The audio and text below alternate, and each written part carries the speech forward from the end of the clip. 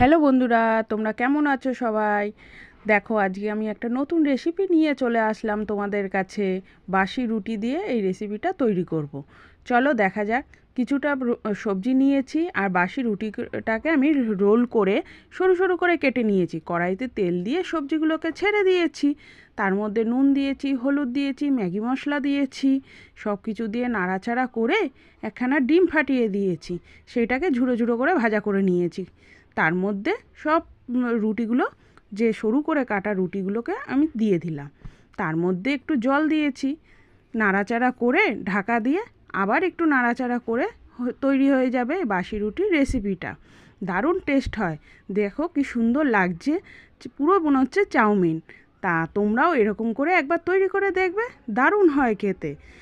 আমাকেও একবার জানাবে তোমরা, আর আমার এই রেসিপিটা কেমন হয়েছে তাও তোমরা কমেন্টে বলবে।